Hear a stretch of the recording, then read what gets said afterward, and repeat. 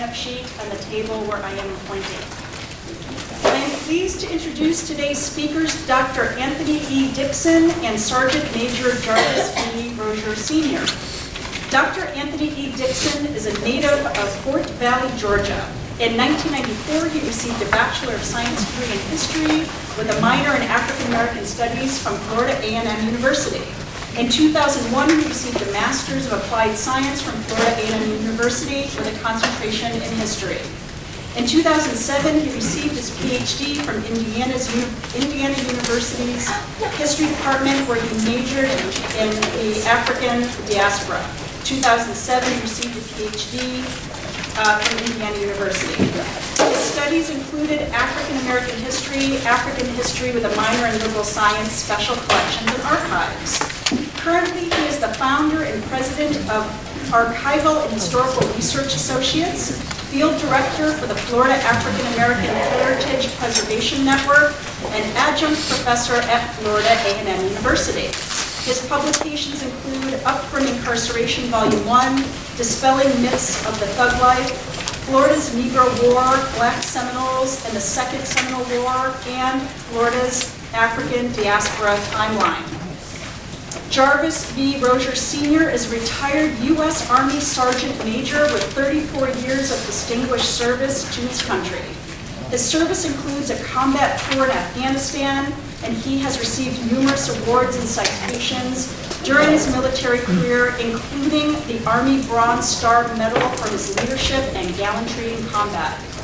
He is a graduate of the U.S. Army Sergeant Majors Academy, class number 57, and his civilian education includes an associate's degree in civil engineering technology and a Bachelor of Arts degree, business ethics, and Bachelor of Science degree in liberal arts. In 2010, Sergeant Major Rosier founded the 2nd Infantry Regiment United States Colored Troop Living History Association, where he continues to serve as president.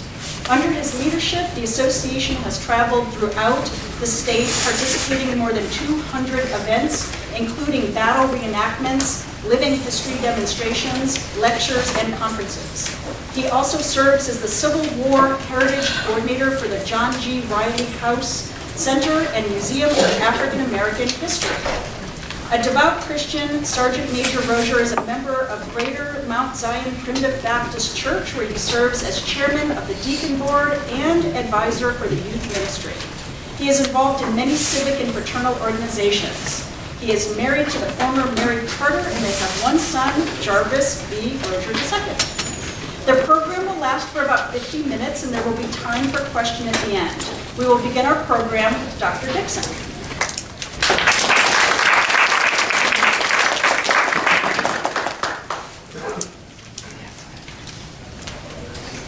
Good afternoon. Good afternoon. How are we doing today? All right. Kind of strange because I actually just finished this lecture about a half an hour. Same lecture. That's all right. It's a good deal. It's a good crowd. What we like to do is start by giving you a broad overview of Florida and the Civil War. And then Sergeant Major will specifically look at the United States Colored Troop and their involvement in the Florida campaign. So by all means, let me begin at the beginning. Florida was unlike any other Confederate state. Closer. Florida was like any other Confederate state. It was given the nickname as the Tadpole. It was actually the smallest by far.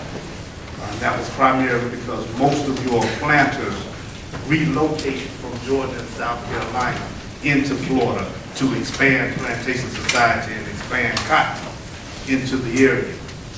And so Florida had always been witness to this slow growth. And things in Florida simply just took its time. And so even though Florida was considered the tadpole, by the end of the Civil War, it actually became the most important Confederate state, because the Confederates relied heavily upon salt and cattle from Florida. Now, Florida was secondary to the cattle in Mississippi, Louisiana, and Texas. But as the war goes on, things were happening, and of course the West was cut off. And so those Confederate states got cut off from the Civil War. So the entire Confederacy began to rely on Florida and their capital. And so we see how, even though Florida was quite small, it was quite important nevertheless. Now, when the war actually takes place and actually begins, Florida is actually split. The regions are East Florida, Middle Florida, and West Florida. And then they have an area that is beginning to grow that we call here the frontier. And that's what we now call Central Florida, between Tampa, Orlando, and over to New Smyrna. And so the state itself was completely divided. Those on the East Coast and the Jacksonville area had closer ties to people up north, in particular people in the Boston area.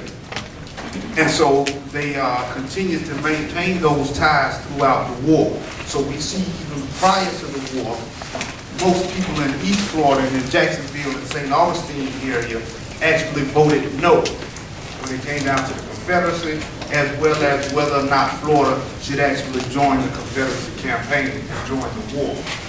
So East Florida said no.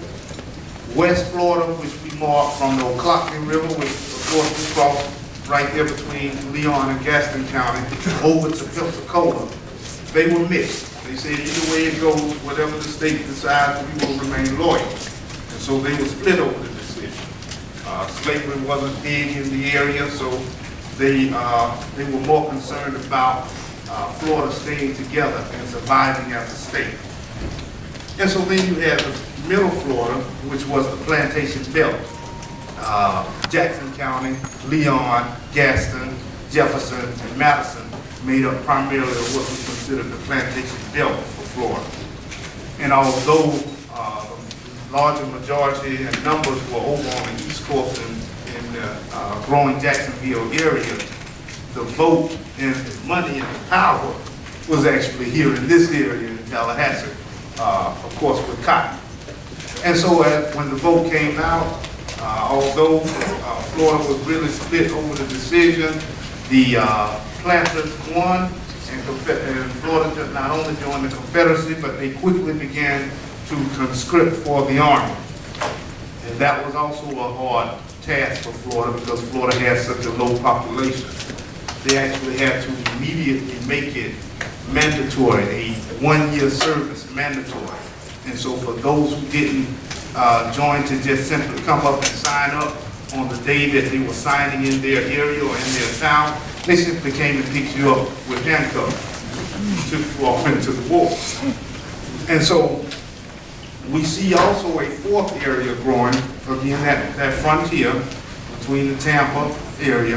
And this area is being dominated more with the cattle and what we call the Florida crackers, those who were the cattle drivers. And so their idea was this: we are the smallest of the area, we make the least amount of money, cattle is how we are going to survive. How we survive is how we get this cattle out of the port of Tampa to the Caribbean. It does not matter to us whether we are Union or whether we are Confederate, as long as you keep the port of Tampa open and we can continue to live. And so that was their stand. And so as we go through the Civil War, and as we know, things started turning bad for the Confederacy, Florida has this idea that they're going to protect Middle Florida, this area, at all costs. But the problem is the Union didn't see this area as a primary target. The Union primarily targeted the ports. They figured as long as they could blockade Florida's ports, they could easily control Florida, which was true. And so the concerted effort for the Union was Jacksonville, Tampa, and Pensacola. And interesting enough, I always call Pensacola the little city that could, because it always ends up coming in second for some reason. Something gets put in front of Pensacola. And so we see Pensacola becoming almost this close to the first starting place for the Civil War. The Union seamen and the Confederate seamen meet up at Fort Pickett. and both are standing there on about a 4 or 5 day standoff. And they are at a standoff because neither general has gotten word from DC or Montgomery to fire on the other one, and neither admiral wants to be the man that goes down in history to start the Civil War.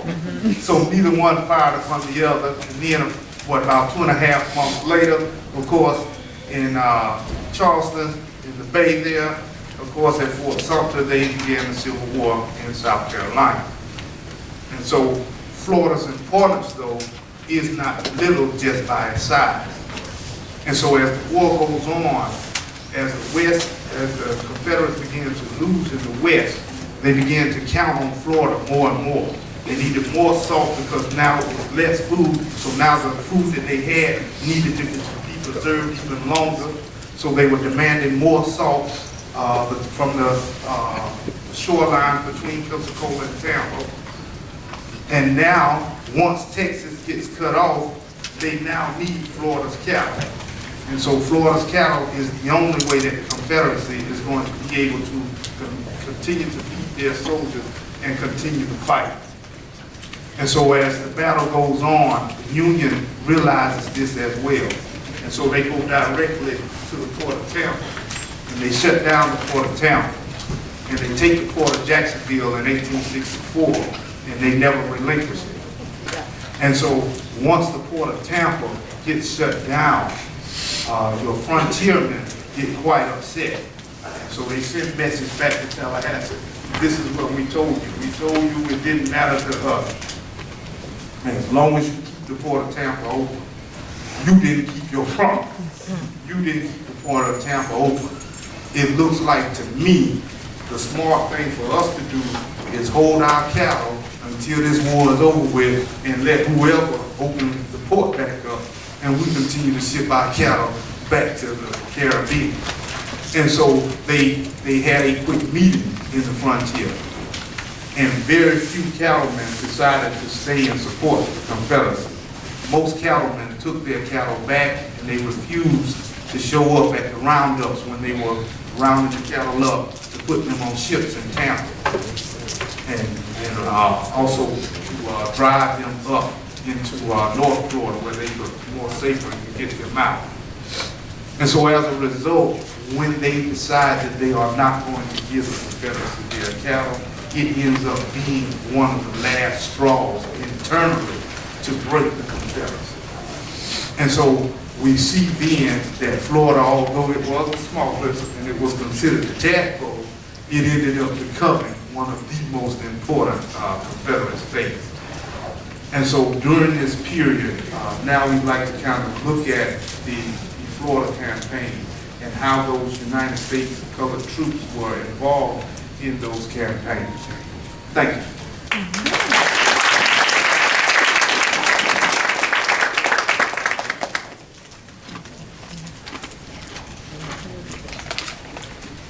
Good afternoon. Good afternoon. Trying to make this work.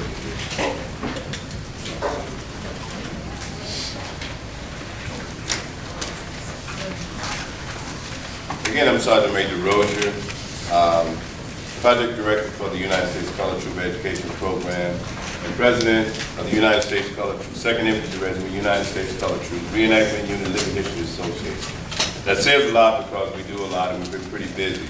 We're affiliated with the John G. Rowley House Museum of African American History and Culture, and we have our Director Emeritus here, Ms. Althea Bond, and we're also affiliated with the Florida African American Heritage Preservation Network. It's indeed an honor to be here before you today to talk a little bit about an area that we haven't been talking about much and we don't see a lot of in our schools. And I also want to thank the TCC administration, Kelly and the gang for inviting us out here. And good afternoon to Ms. Cherry Alexander. I appreciate you that we were honored to be in the TCC Black History calendar this year, and it was an honor, and we thank you. And I'm also an alumnus of TCC back in 19. Whoa. Up in 1800, I can't have it, that's what I do. But I want to talk a little bit about it. Also, before I get started here, I have a few of our members in our group. I want to recognize them. You see them with the blue shirts on, some of our traveling uniforms. We've been on the road, we're off the road.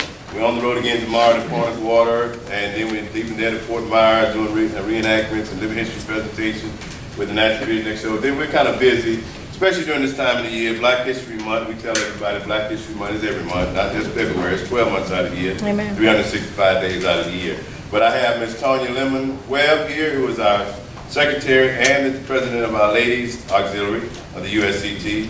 I see Mr. Jackie Johnson around here somewhere with the camera, Vice President. Over here, okay, he moves around quite a bit. We have Mr. Stanley Humas, our treasurer. We have Mr. Sam Tucker. We have Ms. Kimberly Homer. And also we have Ms. Bonds, who's a member also there. I think I didn't miss anybody. But it's good to be here. And, you know, I just think about it. There are actions and moments that precede a moment of significance in time that have changed or shaped our history of our nation. In the 20th century, we speak of individuals like Martin Luther King, Fannie Lou Hamer, Malcolm X, and others. In the 19th century, we talk about Abraham Lincoln, Frederick Douglass, and we talk about Nat Turner, John Brown, we talk about others. Not to take light on any of those.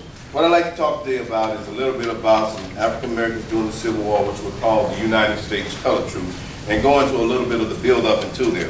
And at the end, we'll give time for question and answers, but I'm sure I know I won't be able to cover everything, but we'll have some question and answers after, and hopefully we'll get some of those. And those that are here just to get the credit, hopefully you'll get something out of it too. Here's my open credit today. You'll get something out of what I talk about, and we'll provoke thought in you to want to know more about our history, not only as African Americans. I tell people African American history is American history and should be remembered as such as always. From the beginning of slavery in 1619, when a Dutch ship brought about 20 African Americans from the Virginia colony to Jamestown in exchange for cargo as American food Africans became indentured servants. From that day in 1619 to the end of the Civil War, Americans were legally held in bondage and forced into a life of tyranny and slavery. We ask ourselves, should we as Americans be taught, what are we as Americans being taught about the Civil War and the era as a whole? Was the war about slavery's rights, or was it about states' rights, or was it about slavery? The Confederate States had a particular right in mind when they seceded from the Union, the right to protect their state's rights to have slaves. As the state of Mississippi put it, the institution of slavery, which in their mind was the greatest material interest in the world. And those states' rights were to openly continue to practice of slavery. Then the Civil War was about ending slavery. The South asserted it was a part of the good for blacks to be held in bondage. They said liberty for blacks would be a threat to human mankind. The question for us now is, have we as Americans taken an interest, great or small, in the Civil War era, notwithstanding professional historians, archivists, and people like you? The full story of the Civil War, especially the story of African Americans during the Civil War, has been marginalized or ignored, and many times ignored. No one should be able to tell your history better than you. Dr. Runoko Rashidi said, put it best, you know that you're in trouble when you allow the same people that have historically pressed you to tell your history and define your reality. The Civil War era was especially trying time for blacks. More than 4 million African Americans were being held as slaves. It was a very sad time in our history also, because over 622,000 lives were lost during the Civil War. More than that was lost between the Revolutionary War all the way up until the Vietnam War. Florida contributed more than 15,000 soldiers to the Confederate effort, and over 5,000 lost their lives. They lost more than a third of the soldiers that they sent. Floridians who supported the Union sometimes were forced to leave their homes and flee as refugees to the coastal towns of Florida occupied mainly by federal troops. Union authorities put together the 1st and 2nd Cav and an artillery unit also, and more than 13,000 men joined the Union.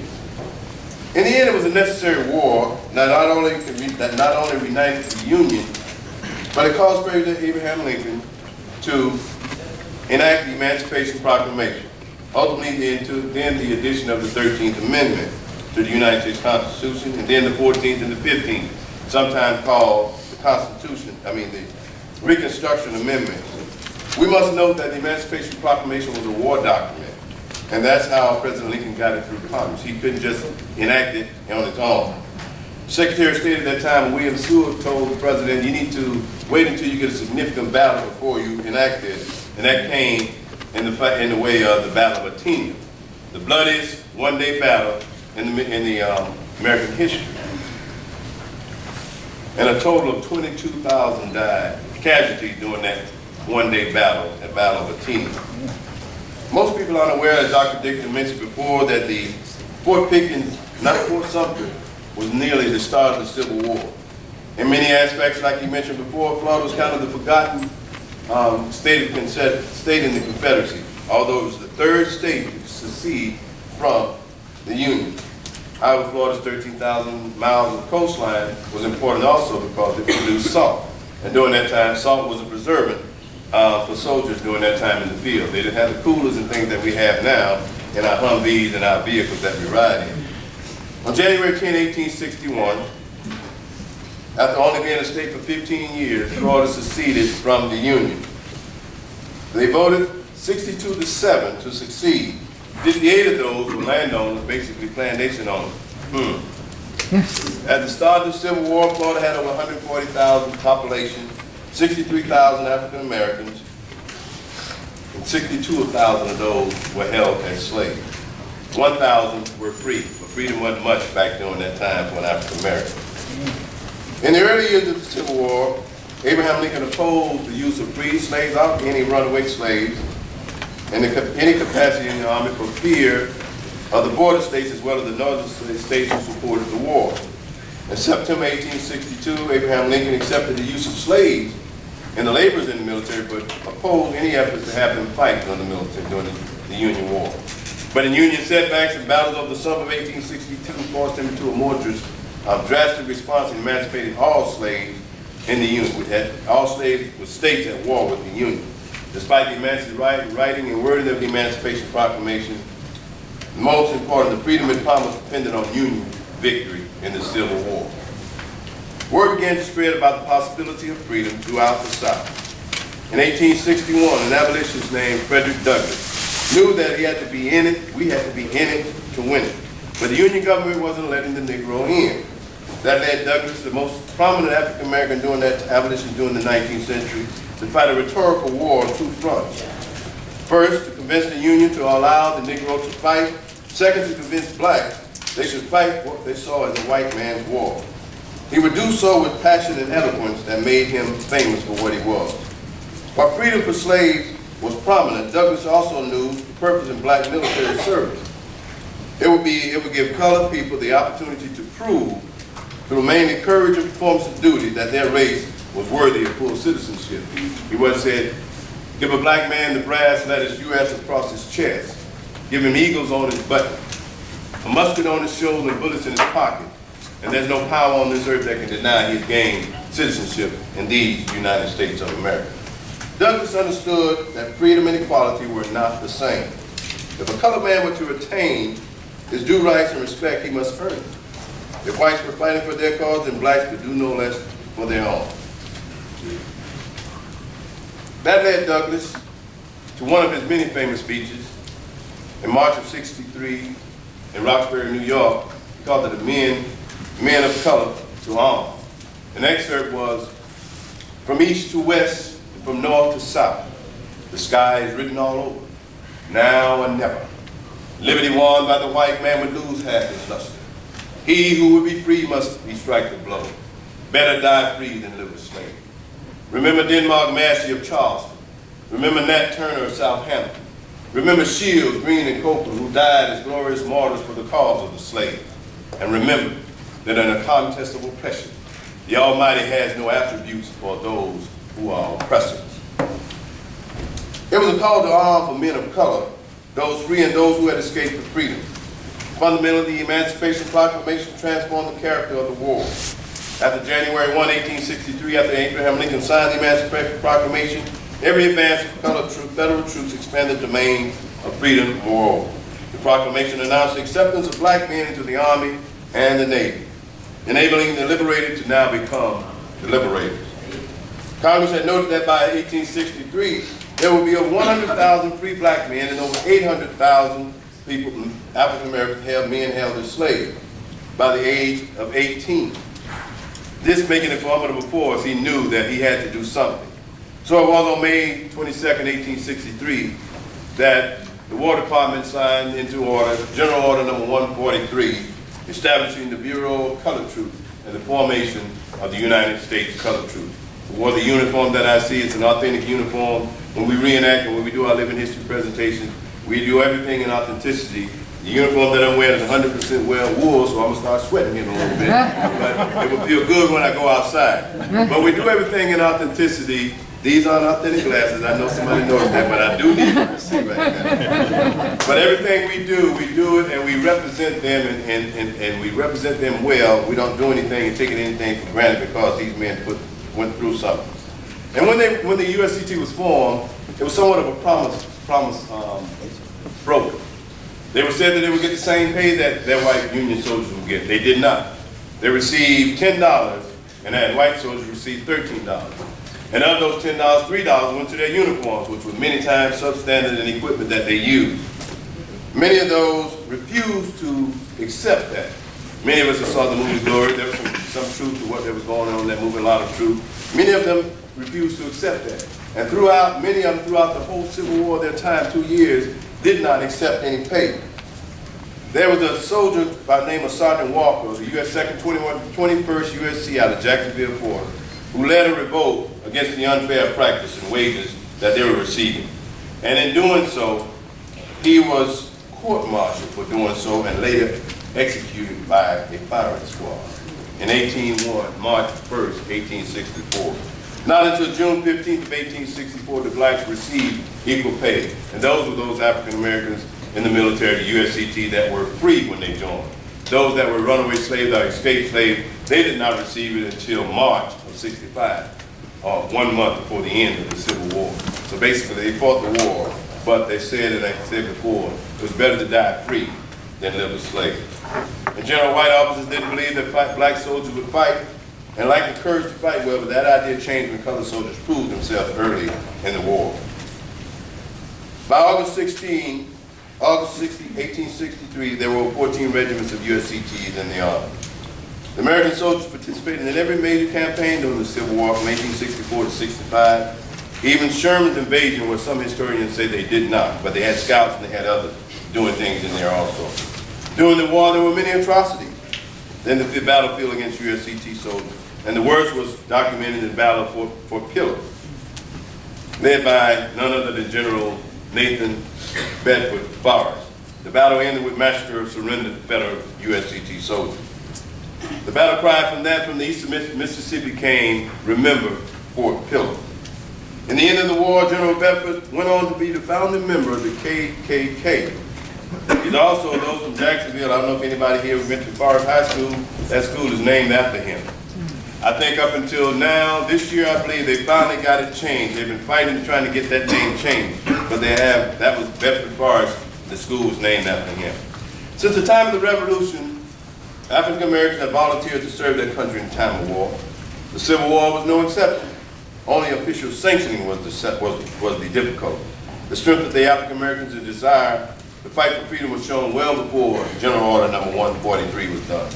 Crispus Attucks, March 5th of 1770, the Boston Tea Party, the first casualty of the Revolutionary War. It's kind of funny that during the Revolutionary War, George Washington had men of color in his unit during the Revolutionary War, but in 1791 he signed legislation barring African Americans from bearing arms.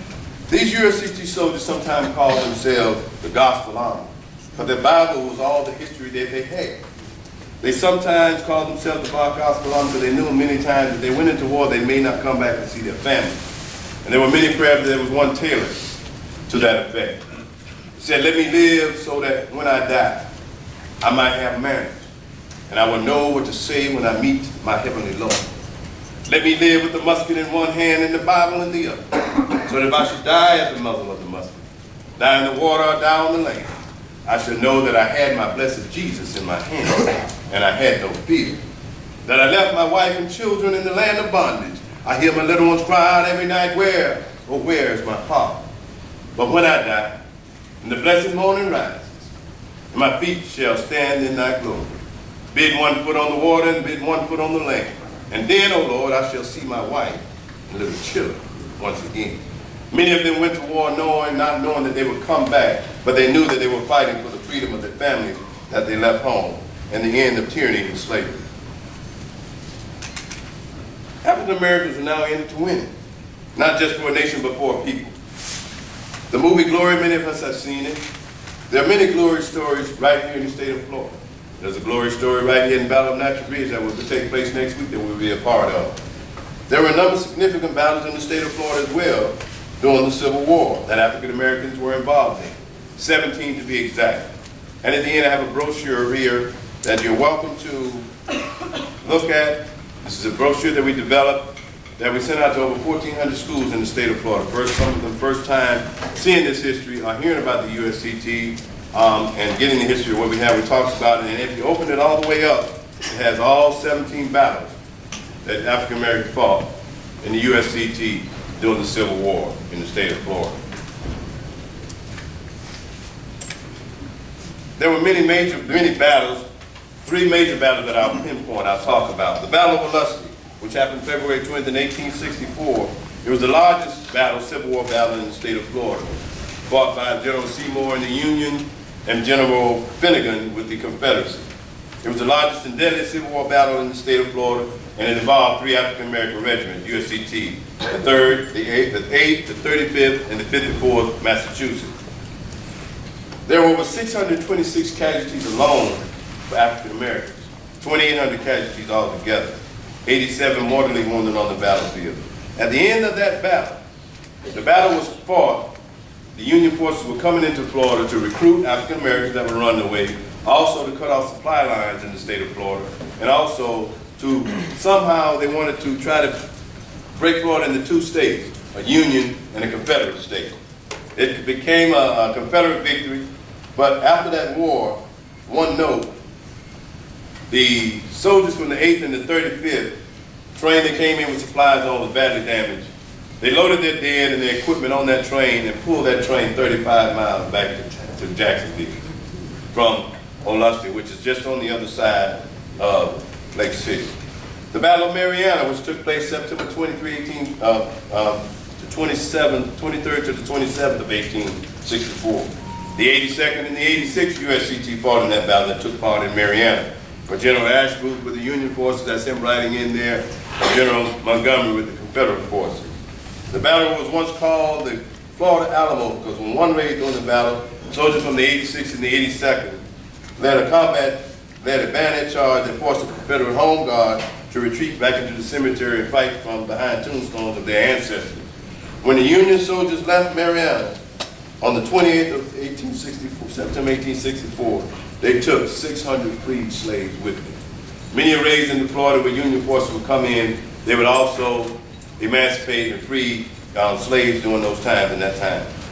One private that we talked about, that's some of the battle. This battle is significant. It was fought right downtown in Mariana, right on Highway 90.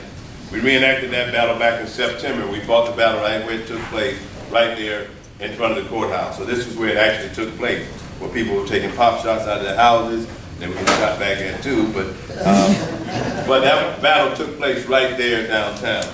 That was a Friday night. That was me and the graveyard. They had a ceremony where I reenacted a soldier, Private Nicholas Francis from Company E of the 82nd USCT, who was doing that battle and fought that bayonet charge, and is said to have died and was buried there, and his body is there. That was a ceremony service they had speaking from the grave, and I was speaking for him in that instance, which was a great experience in doing so.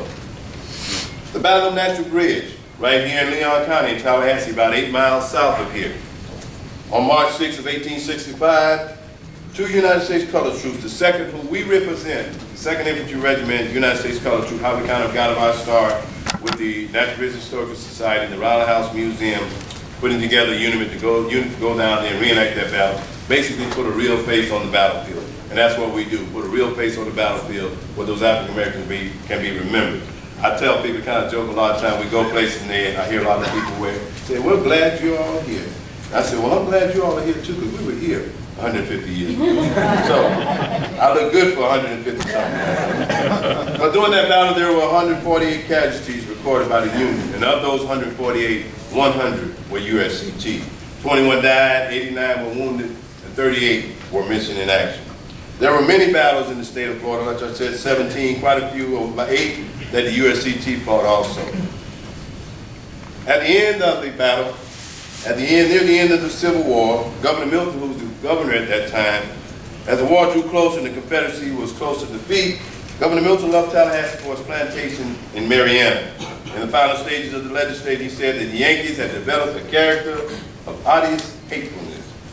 Okay? Stated death would be more preferable than the reunion. On April 1 of 1865, he committed suicide in his home with a gunshot to his head. By the end of the Civil War, more than 200,000 free black men and slaves had joined the Union forces. Over 880,000 and 20,000 sailors, more than 1,000 from the state of Florida. Approximately 175 USCT regiments were made up. These brave men played a significant role in the many battles of the Civil War and were very instrumental in the outcome being a victory for the United States. Some of us remember, and I know my grandmother, we had those pictures on the wall. We see Abraham Lincoln, we see John F. Kennedy, and we see Martin Luther King and Jesus. But we're working, and what we're doing too, and our mission is to protect, preserve, promote, educate, and interpret the accomplishments of these soldiers.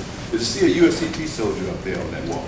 So those that fought for our freedom just as much.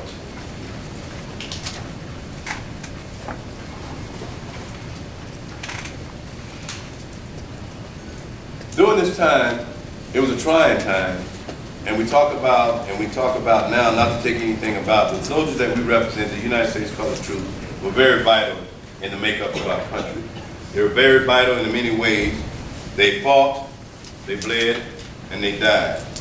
We say many times that we try and do what we do to inform those and highlight those and enlighten those that don't know this part of history. This part of history that we don't see in our history books, this part of history that we see it, it's glossed over. We talk about a battle here, we say USCT, but we don't talk about those soldiers that fought, bled, and died.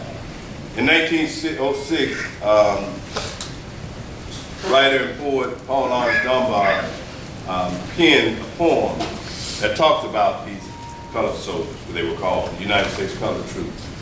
His father, Augustus Dunbar, fought for the 55th Massachusetts. And he said the poem kind of went like, if the muse were mine to tempt, and my feeble voice was strong, if my tongue were trained to measure, I'd sing a stirring song. I'd sing a song heroic for those noble sons of Ham, those gallant colored soldiers who fought for Uncle Sam. In the early days, you scarred them with a many flippant plot. Said these battles the white man and the whites would fight them out. Up the hills you fought and you faltered, in the valleys you strove and you bled. Your ears to hear the thunder of the foes approaching thread. When the stress fell upon the nation and the flag was drooping low, should dust pollute the banner, no, the nation shouted no. And war and savage triumph spread abroad as funeral pall. You called on the colored soldiers and they answered to your call. Like hounds unleashed and eager at the lifeblood of the prey, sprang them forth and bore them bravely in the thickest of the fray. Where the fight was the hottest and the bullets fastest fell, they pressed on branch and fearless in the very mouth of hell. And at Wagner, and with Pillar, and at Pillar, where they suffered so much, and at Pillar, where they suffered so much, and we talk about, they branched on fearless at the very mouth of hell. Yes, the blacks, they have their freedom, and they've earned it dearly too, for the lifeblood of the freedom that the southern fields we do. From the darkness of their bondage and the depths of slavery's night, their muskets flashed at dawning, and they fought their way to life. Their comrades and brothers, are they more or less today? They were good to take a bullet to stop the fearful fray. They were citizens and soldiers when rebellion raised its head, and those traits that made them worthy them, those traits, they're not dead. They slept, they marched, they suffered. Underneath the same skies as you, they faced the fierce informers, but remained brave and true. Their deeds shall find their record in the registry of fame. Their blood has cleansed completely every blot of slavery's shame. So all honor and all glory to those noble sons of Ham, those colored soldiers who fought for Uncle Sam. What we do and how we do it is to celebrate their victory, to commemorate their sacrifice, and to remember those battlefields that were saturated with the blood of African-American manhood, that forced this nation to live up to its true meaning, land of the free and home of the brave. Thank you.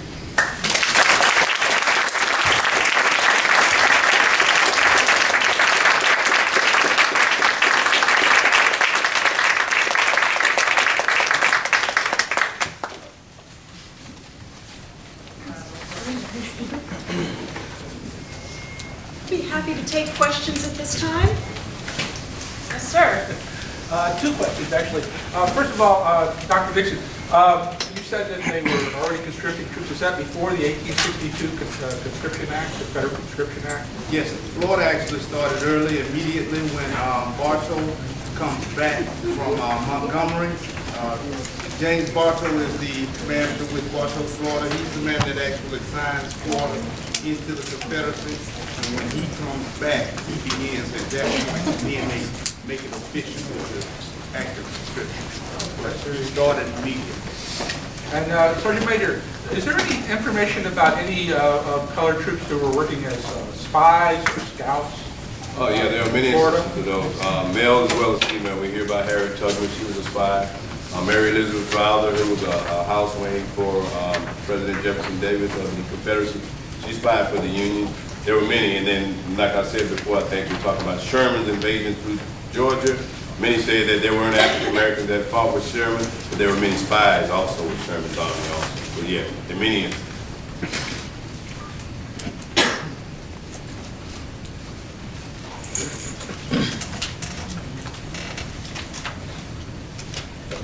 For just the colored troops in general, was the training, like, I know you were talking about the equipment that they had was like not, it was cheaper or faulty, but was the training equivalent to the normal, or just like the troops before them, or was it were they getting like less training, or what was that? Yeah, good question. Just like anything new, and like I said before, the white soldiers and the officers didn't feel that they were going to have the heart to fight, but once they knew that they had the heart to fight, they received the same training. But at first, just as the equipment and the pay, they were receiving substandard training for it, but they thought that, well, we're not training them to fight, we're just training them to be laborers. But once they proved themselves as fighting, they started receiving the same training.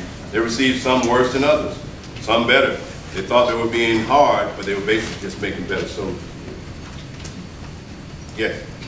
After the war, a lot of the reunions that took place 10, 20, 50 years later, was the United States colored troops included in a lot of those reunions? Were they embraced back into that? Yes. One of the pictures that you saw in there was a reunion from 1912 from the Battle of Olustee. Survivors from the Battle of Olustee met in Olustee in 1912, and they continued to meet and reunion.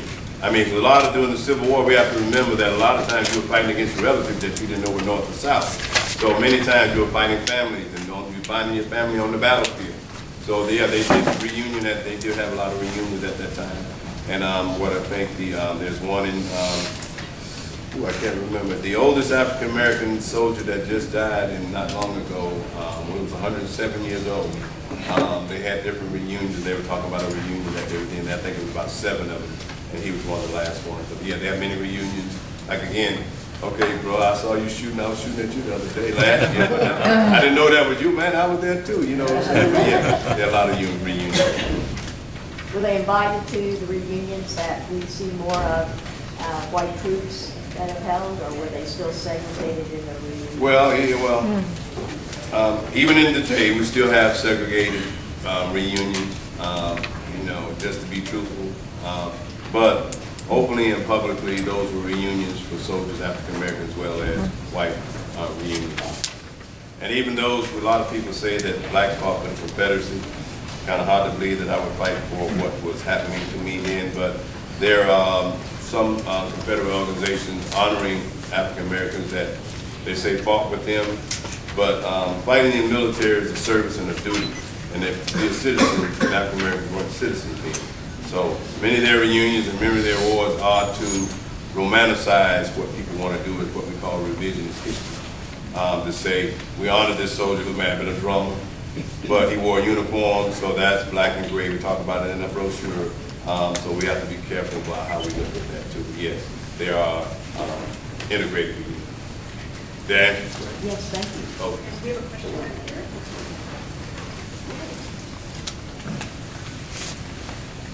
You said that their white counterparts did not want them to fight at first, so do you know which group started like the movement for them to like fight, like with become the fighters instead of laborers? Like, do you know which group like set a catalyst for the other groups to follow? Okay, go ahead. Well, two things actually. It occurs naturally because Lincoln is losing support, and he has to do something. And so abolitionists are now tugging on his shoulder. Black abolitionists are saying to him, "When are you going to let us fight? We are the ones who said that it was going to come to this. So it is our time." And so Frederick Douglass goes and they have this intimate conversation that you alluded to earlier. But the main thing, it was also out of necessity that they actually got to the point where they needed African Americans to fight as well and join as well. Because one of the main problems with the Union was that everyone was not on the same page. That the Union saw it as a social war, that it was the haves that were waging war, and that it was the haves who were actually going to, even if you ended slavery, it was the haves and the well-to-do who were going to benefit by moving toward this industrial revolution, and not the common man. And so that was the issue that they were having in the North. And so Lincoln had to bring all of these groups of people together. And so he's trying to scramble what is going to get everyone on the same page. And so allowing African Americans in was one of those things that he simply had to do as well. Just to add a little bit to that, like I said in the beginning, they didn't think that the blacks had the heart and the will to fight. They didn't know what they had until they saw that. They had the heart and the will to fight because there was courage in them, and they'd rather live, die free slaves, die free fighting than live as slaves. And many times in battles, the whites realized that once these African Americans started fighting and they saw their tenacity to fight, and many times they saved their behind and saying it, they said, okay, these guys are for real. So they gained the respect throughout the theater. And there's also this recording that they have from a U.S. colored troop, and they asked him, he was from South Carolina, and they asked him about going back to South Carolina, and he made it quick and plain. He said, "I got a wife and 4 children, plain and simple, and I'm going to get them." And that's what he said. He said he was going to get them. Wow. At the end of the Civil War, at the end of the Civil War, General Grant, who was the commander of the Union forces, said to President Lincoln that we have gained an insurmountable force by allowing the African Americans to fight.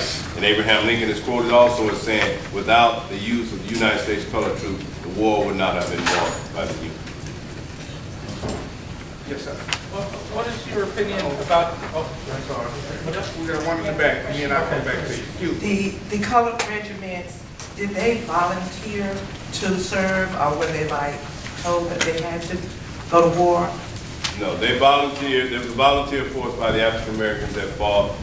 Many of the African Americans that fought, like the unit that we represent, was out of Arlington, Virginia, but they came to the Army of the Gulf where they were, and they fought in the South, from Mississippi to Key West. They were housed in Key West, and they went back to Fort Taylor.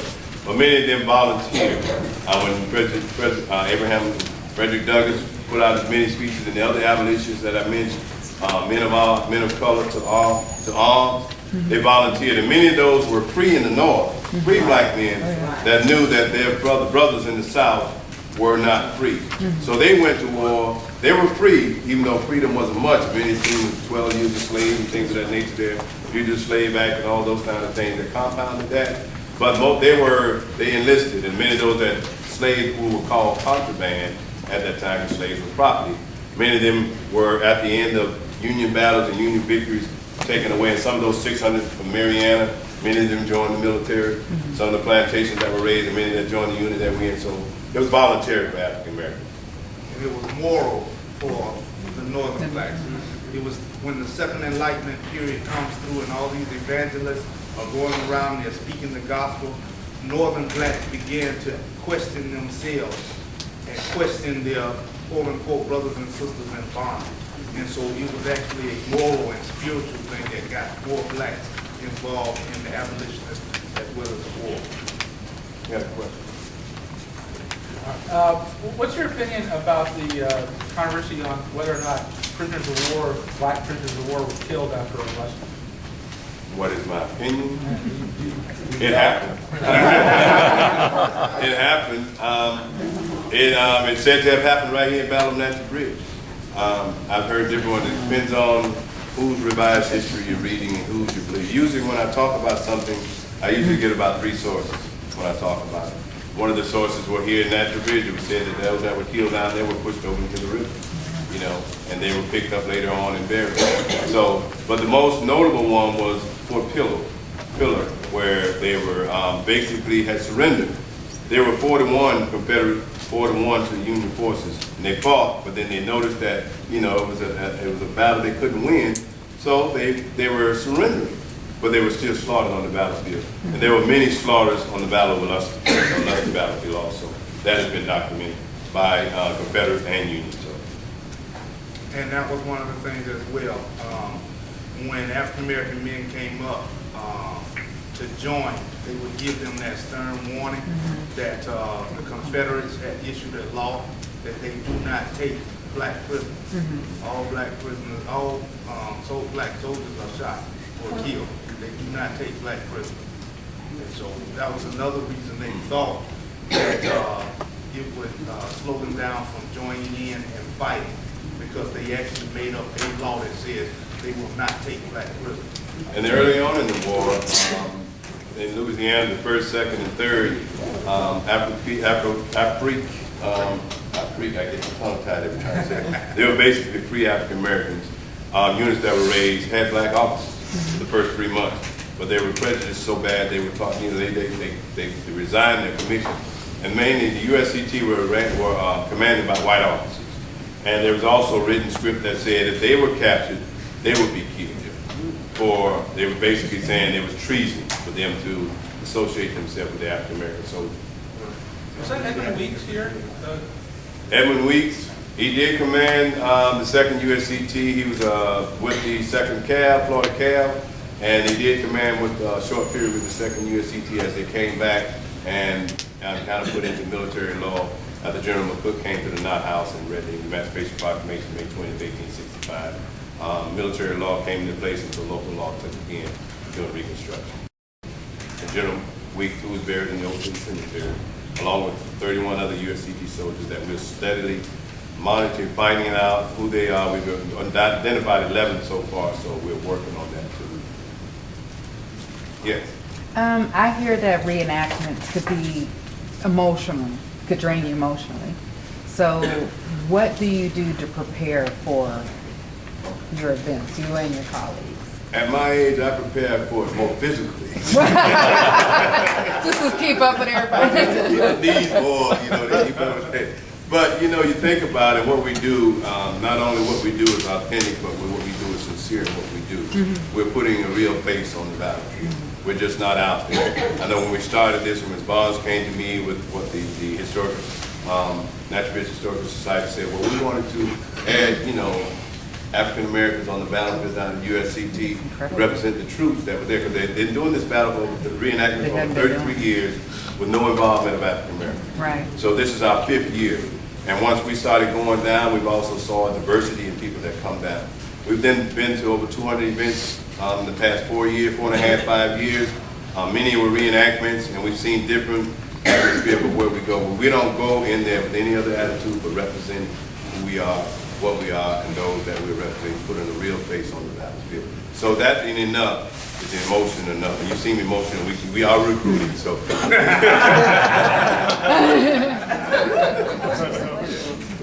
We have one last one? What you got, what you all are doing, is this a national, I don't know, organization or movement to, is there, are there chapters of other units? Yeah, there are other units, there are other reenactment units, but actually we're the only active one in the state of Florida. And not many now, and then you get up to the Rhode Island, the Massachusetts, the Iowas, and places like that, that most of those battles that was fought up there. No African-American regiments were raised in the Confederate States. The unit that we represented was actually raised in Arlington, Virginia in June of 1864. So there is a National Living History Association that, you know, there's membership of. And there in January, May 17th, we're scheduled to go to Washington, D.C. And there's going to be a national parade of the United States Color Troops. The march down 16th Avenue, Pennsylvania 16th Avenue, and we're looking at from 6,000 African American USCT regiments, and we're hoping to have our flag flown in that parade. Of the people that will be participating, I just totally lost my train of thought. What was I gonna? Oh, how has, I mean, I hear you saying about being invited to be a part of the natural bridge thing here. Being from Tallahassee, that wasn't the story. I mean, that you were invited. I wasn't heard you were invited. I heard it was kind of, we want you to be involved. You know, you all want to be involved. We want to have representation. And then it was kind of like, okay, let's let them do it. I'll answer that one because I actually went to the first meeting.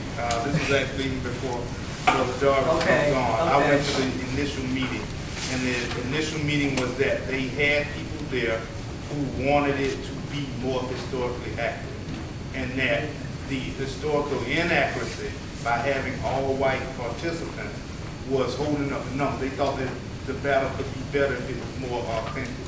And so they asked us to think about helping them make it more authentic, and that's how USCT became. And we were concerned about the authenticity. Before, a lot of people of color felt they had no reason to go down there. They would go down there and all they could see was a rebel yell. So, you know, once we've been going down there now that this will be our 5th time down, the diversity of crowds has grown, different people are coming in, and I think we've added to what they have. It's a win-win situation for everybody. Question? Yes, if someone wants to see us do a reenactment at National Bridge, when will we be going out now? We'll be there next weekend. It's about a match. Good question. He has his own question. The Battle of National Bridge takes place next week. The actual battle was on March the 6th of 1865, and it's always the first weekend in March. And we'll be going down doing a school day on Friday and doing a reenactment on Saturday and Sunday. We'll be there. We'll set up. Ladies Auxiliary is going to be there, and they're going to set up a school camp. The ladies are going to set up a school camp that are going to illustrate how the children played games and how they learned back in the day. So we have our organization represent not just the soldiers, but the ladies that followed our organization. They were wives and girlfriends. Everywhere they're soldiers, they're girlfriends and wives.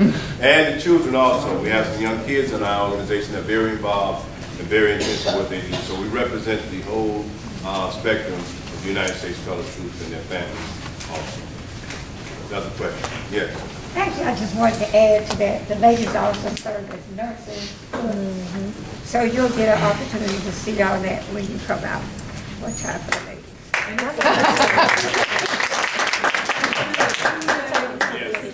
When is the actual day for the battle itself, the reenactment of the battle? The battle, the reenactment happens usually when you go to reenactments. There was a victory, and then some of them won, somebody lost. This was a Confederate victory.